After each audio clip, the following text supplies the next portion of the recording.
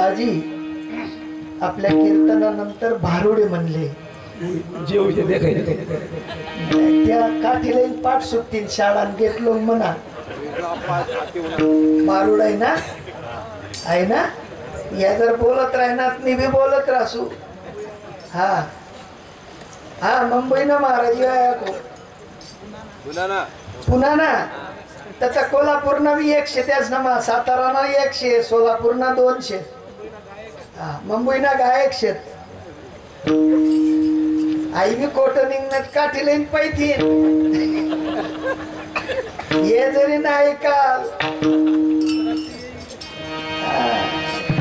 साधू महात्मे म्हणतात संकेत आहेत बेटा आणि त्या संकेताकडे लक्ष दे काटा मुडला भरपूर बांधलं गेलं पिकलं फुटलं शेपटी झाली संकेत आहे संकेत पण संकेतावर जर जीवाने लक्ष नाही दिलं तर सरळ ते शेवटी बा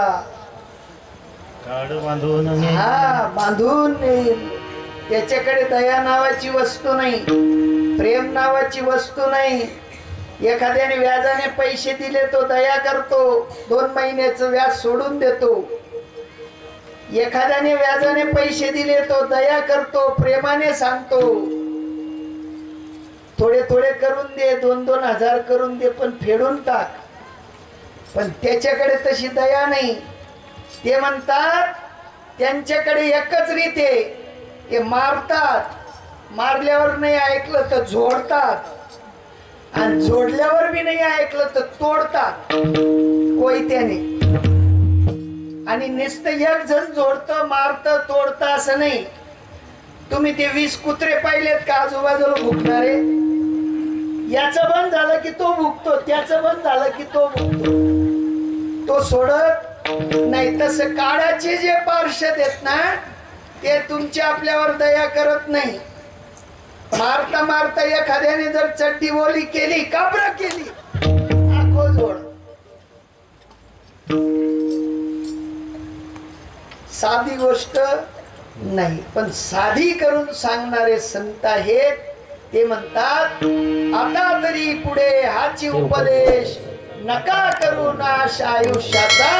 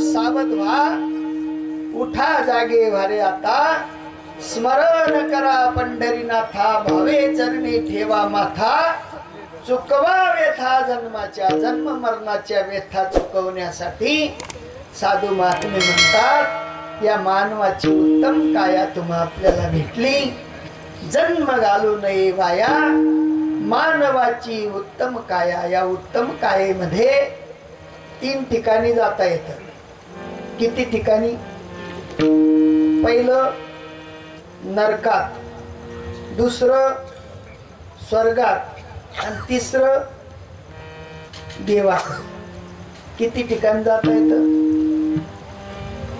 नरकात गेलं तर भोग उपभोग परिपूर्ण भोगायला भेटतात तुम्ही म्हणाल महाराज नरक म्हणजे काय नरक म्हणजे एकच आहे सगळ्या प्राण्यांच्या ठिकाणी आहार निद्रा भय मैथुन सारखंच आहे जेवढं इंद्रपद भोगण्यामध्ये सुख आहे तेवढंच डुकराच्या जन्मामध्ये बायको पोरस भोगण्याचं सुख एक सारखं आहे, काही बदल नाही. त्याला नरक म्हणतात. स्वर्गात जायचं असेल तर तिथे दिव्य भोग आहेत आणि ते दिव्य भोग सुद्धा कितपत सत्य आहेत. ते म्हणतात स्वर्ग सुद्धा तुमच्या आपल्याकडे गाठोडी असेल पुण्याची शतमखा यत्न कीजे मग इंद्रपद भोगीजे. 100 यत्न करता येतील का? नाही करता येणार. एक केला आज दुपारी तो अर्धा बाहेर मागे ठेदिना. तेव्हा काय काय टाकत त्या टाकणार असलेली माहित नाही. एक जण नव्हतं ज्या पटन तो ते टाके तेव्हा तशाने तो यत्न सिद्धीस जात नाही. शतमख यत्न कीजे मग इंद्रपद भोगीजे. आणि त्या इंद्रपणाच्या सुद्धा पंक्ती एका दिवसाच्या 14 उठून जातात. किती? एक दिवसात 14 इंद्र बदलतात. कधी नंबर लागावा? कदाचित लागलाही तिथे तुमचा आपला नंबर लागलाही, पण सगळेच त्या ठिकाणी परिणाम आहे. पुण्याची पावटी सरे सवेच इंद्रपणाची उटी उतरे मग येऊ लागती माघारे मृत्यू लोका. सोपं सांगतो, तुम्ही गृहमंत्री बनणार नाहीत पण बनले आणि इलेक्शन आलं, नवसारीच्या सीटवर तुम्हाला तिकीट भेटली. तुमचं चालू पूर्ण गृहमंत्र्याचं पद आहे आणि त्या पदावर असताना तुम्ही नवसारीची सीट हारले. परिणाम काय होईल? बहिण नाही तरी येतो साला काय नाही गेली ना. काय होईल परिणाम? म्लान वदन होईल. ढाकलच तोंड करी करी फिरशात. कारण की हारानंतर तुम्ही ते पद राहू देतील का? नाही. पद राहू. तस या ठिकाणी सुद्धा तुमच्या आपल्या पदरी असलेलं पुण्य आहे. तोपर्यंत तुम्हाला स्वर्गाचे भोग भोगता येतील. पण पुण्य सरलं की परत येऊ लागती माघारे मृत्यू लोका. इतकं ते दीक्षितांचं विचार करण्याजोगं सूत्र आहे. ते म्हणतात एखाद्याने पैसे देऊन आय्याशी करावी. पैसे संपल्यावर त्या आय्याश व्यक्तीला जसं खाली पाहून लात मारून ते आय्याश भोगणारे लात मारून काढून देतात, तद्वत या दीक्षितांची सुद्धा स्थिती असते.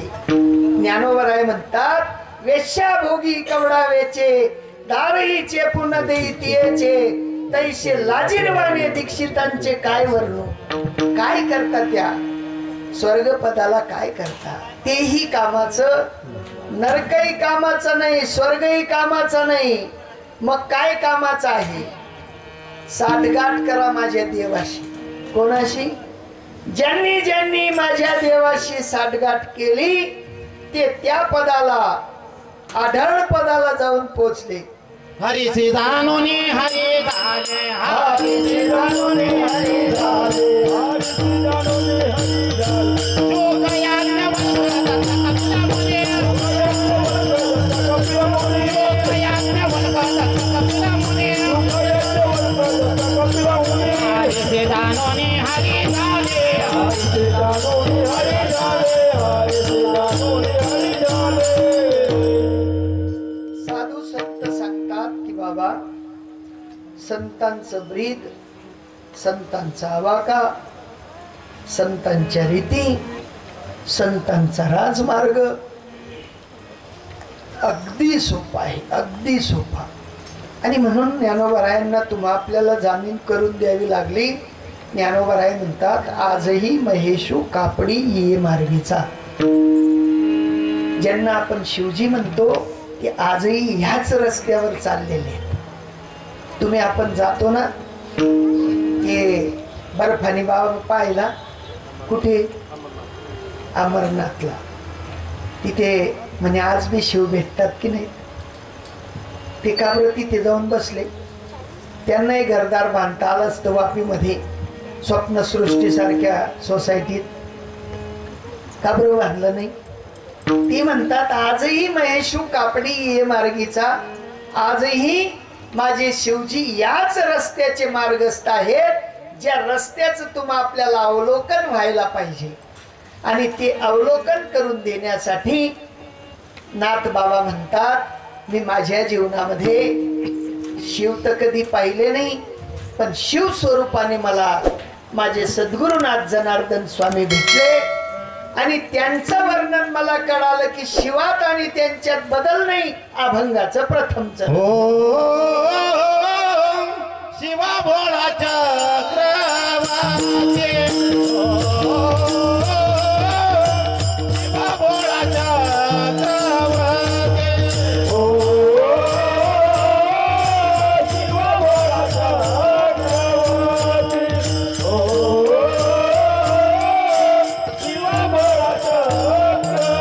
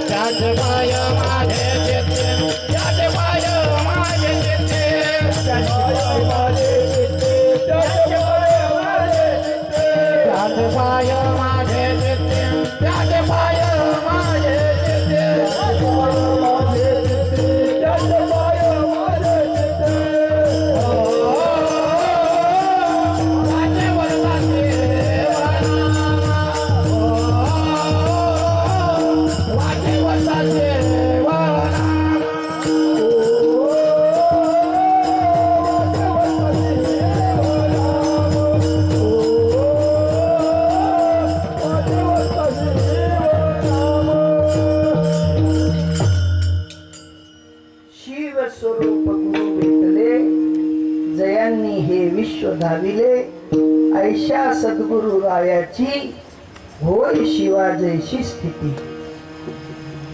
जे शिव आहेत ते माझे सद्गुरुनाथ आहे आणि अशा सद्गुरुनाथांनी मला शिव स्वरूप बनवण्याचं सामर्थ्य, त्यांचं सामर्थ्य मला प्रदान केलं. मीही त्यांच्या तोडीचा झालो. आणि अशा शिवांबद्दल नाथ बाबा म्हणतात ते शिव कसे आहेत तर भोळे आहेत. या त्रैलोक्य साम्राज्याचे मालक आहेत. त्यांना या साम्राज्यात कोणीही तोड नाही, कारण चक्रवर्ती साम्राज्याची दीपिका आहे सद्गुरु नायका पाशी देखा. कोणाकडे आहे? सद्गुरु नायकांकडे. मात्र त्रैलोक्य साम्राज्याचा दीपक आहे आणि त्यांच्यापेक्षा वेगळा शिव मी माझ्या जीवनात पाहिला नाही. आमनं येडच चाल राही ना, पण बोलणं ते रागी, बोलणं ते मर जाय जो कोण बला होता माझे. शिव मरेल का जीवत? शिव शिव मरेल का जीवत? दाजी जीवत तत्वरूपाने. हाती जर सांगते नाही ना, आकला जण येईल. तुम्ही सकाळी फराळाल किती जण होते? कितला जण होता? मी होतो. तुम्ही हातकरांवर ज्या होतात ते तुम्ही कोणीच खात नाही सकाळी. हा तुम्ही माया 2 करती ना म्हणे 2 सवा खाद म्हणते. इथलाच फरायती गंजच होती. 60 किलो होत आणि 100 जणीचे खाद. शिवरात्री काही लागू पडली नाही. तुम्ही साबुदाणा बिहान, केळ बिहान, आम्ही त्या ठेल होतात त्या 2-3 फळे बिहान, तो घेंगा बिहान, 3 गल्लाच घेंगा आणि गोमी हा एवढल्या मिरच्या विहन कथा घेत त्या मामा सरोजी मामा हा आता बोला हो इकडे बसले हा एवढी मिरची विहन हा सकरकन बिहान एक एक वर बागणं नाही 4-4 साव ए वो लाईन ते आता करा बाबा शिवरात्री लागू पडली ज्यांनी खावड त्याला लागू पडली ज्यांनी खावड ना त्याला लागू पडली कारण असा योग काही येत नाही वाढायचा वाढलं त्यांना लागू पडली खाल्लं त्यांना लागू पडली ते 3 दिन जो जेववनी त्याला लागू पडली काल दिन परवन दिन 13 दिन पहिला नंबर रेखा म्हणणे पंगत संत महात्मे म्हणतात जे जे करतो आम्ही सगळं फॅड आहे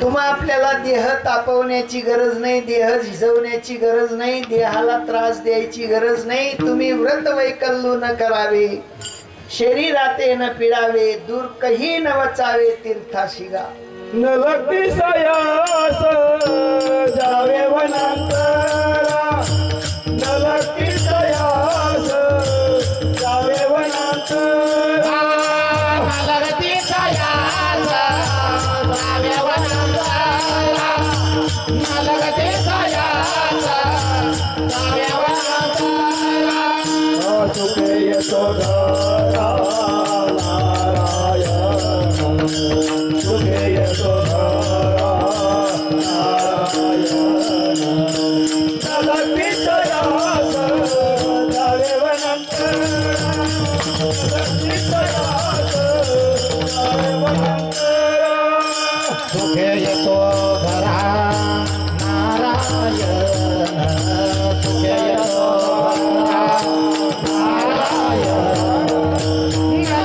सयास जावे वनांतरा लगती सयास जावे वनांतरा तुम्ही म्हणाल महाराज तुम्ही सांगता शिवरात्री करू का नको मग करा आमचं दुमत नाही तुम्हाला ज्याच्यात आनंद असेल ते करा पण सायास करून जर करत असलात तर ते चुकीचं ठरेल ज्ञानोबरायांसारखे द्रष्टा महापुरुष म्हणतात न लगती सायास जावे वनांतरा सुखे येतो घरा नारायण आणि त्या नारायणाला ओळखण्याची जी काही दृष्टी आहे ती नाथबाबा म्हणतात मी माझ्या सद्गुरूंच्या मार्फत प्राप्त केली आणि माझ्या सद्गुरूंमध्ये विश्वाचा चक्रवर्ती साम्राज्य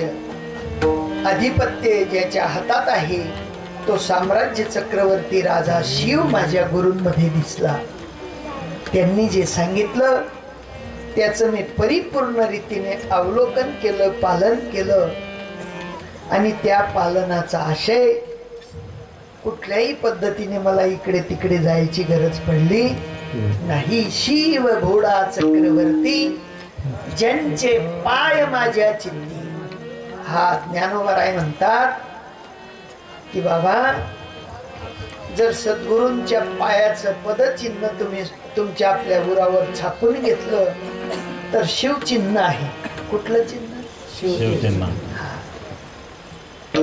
वेगळं आहे आमची बुद्धी तिथपर्यंत पोहोचत नाही आम्हाला ते आकलन होत नाही मज हृदयी सद्गुरु जेने तारिलो हा संसार पुरु मनोनी विशेष अति आदरू विवेक म्हणजे शिव स्वरूप आहे विवेक म्हणजे शिव भक्ती आहे आत्मा अनात्म विचाराची खरी खुरी ठेवण सांगणारा गुरु म्हणजे शिव आहे आणि त्या शिवांची जर का तुम्ही आपण भक्ती केली तर मी तरी म्हणतो तुमच्या आपल्यासारखं कोणी कंगाल नाही सगळे श्रीमंत होते कोणाला वाटतं गरीब व्हावं कंगाल व्हावं वाटतं नाही वाटत. मग श्रीमंत व्हावं असं वाटत असेल तर कोणाकडे जावं लागेल? दुबळ्याकडे जाल का श्रीमंताकडे जाल? श्रीमंताकडे जा, ज्याच्याकडे माल आहे, खजाना आहे, जो त्रैलोक्याचा मालक आहे. तिन्ही त्रिभुवनी आम्ही त्रैलोक्याचे धनी. कुठले धनी आहेत आम्ही? त्रैलोक्याचं धनी बनायचं असेल तर माझ्या सद्गुरूंकडे जा. त्या सद्गुरूंना विचारा, माझं रूप काय, माझं स्वरूप काय, मी कोण आहे, मी आलो कुठून, मला करायचं काय, हा देह त्यागल्यानंतर मला जायचं कुठे.